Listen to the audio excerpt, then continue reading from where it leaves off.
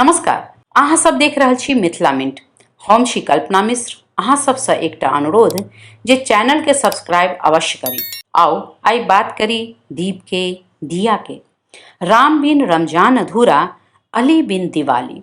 ई कहावत चरितार्थ भऽ रहल अछि भागलपुर में। गंगा यमुना तहजीब के झलक देखबाक भेट रहल अछि भागलपुर में। दिया बाती के पर्व लेल दीप बनाबऽ लेल कुम्हार अपन पूरा परिवार के संग लागल छथि।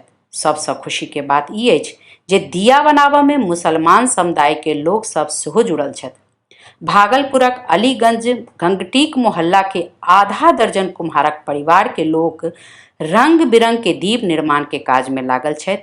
हिनकर सभक कहनाइ छनि जे ई हुनकर सभक पुश्तैनी काज छनि। पीढ़ी दर पीढ़ी से ई सब दिया बना रहल छथि, मुदा हिनकर सभक आर्थिक हालत आइ धरि तक ठीक नहीं भऽ सकलनि। प्रकाश पंडित के कहब छनि जे सरकार के दिस से कोनो तरहक मदद नहीं भेट रहल अछि। सरकार के तरफ से 1 टका के कोई भी योजना नहीं मिला, न मदद मिला। एहि काज के लेल माटि सेहो खरीदऽ पड़ि रहल अछि।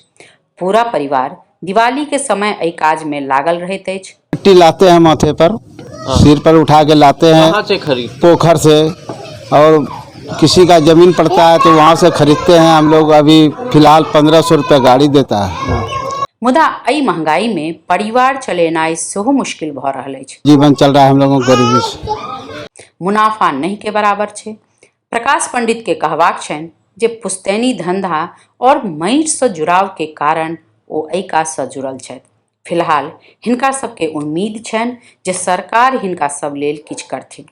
अगर सरकार किछु करथि तऽ हिनकर सभक हालत नीक भऽ सकैत अछि। माटि के दिया और दीप के बिना दिवाली अधूरा होइत अछि। आवश्यक अछि जे हम अहाँ सब मिलकर सेहो हिनकर काज के सम्मान दियनि। माटिक दीप आ दिया से दिवाली मनाबी, अपन परंपरा और संस्कृति के बचा कर राखी। मिथिला मिंट लेल ई वीडियो आ आलेख भेजला भागलपुर के पत्रकार आलोक कुमार झा। अहाँ सबके दिवाली के मंगल कामना, बधाई।